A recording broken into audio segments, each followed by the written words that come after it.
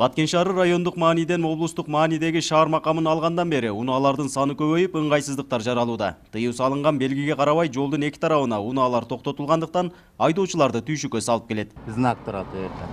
Стоянка запрещен деп. Токтошко мүмкүн эмес. 5 минутка токтошко мүмкүн, 5 минуттан ашыга мүмкүн эмес. Азыр эки жакта машина келсе өтө албай калат.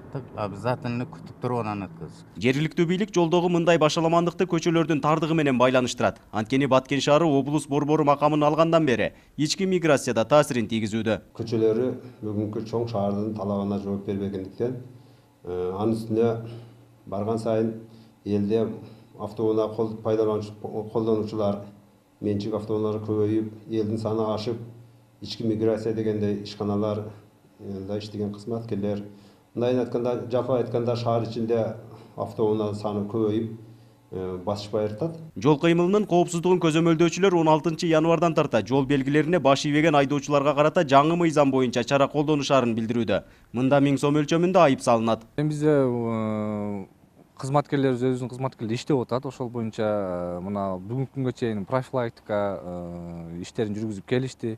Эми мына бүгүн эртеден баштап уже эмнеге чыгып башташат, протокол толтурушуп, жолдорго чыгышып, ушу туура эмес токтоткону боюнча бүгүнгө чейин уже эскертилди айдоочуларга токтотпоңуздар деп. Эми ушу кызматкерлер иштейт. Айдоочулар шаарда унаа токтотуучу жайлардын жоктугунан эреже бузууга аргасыз болуп жатышканын айтышууда. Шаар бийлиги бул маселе акырындык менен чечилип жатканын билдирди. Биз бул маселени өзү чечүүгө аракеттенип, бир топ иш аракеттер жасаганбыз.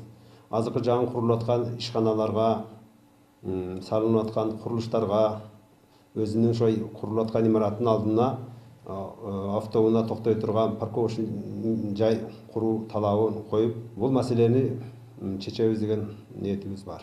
Облус борборунда жол кыймылы гана эмес, жөө жүргүнчүлөр үчүн да көйгөйлөр чечилбей келет. Буга шаар ортосунда жайгашкан борбордук базарда себеп болуп, сыртка көчүрүү аракеттерине майнап чыкпай келет. Нургазы Жайнаков, 7 канал, Баткен.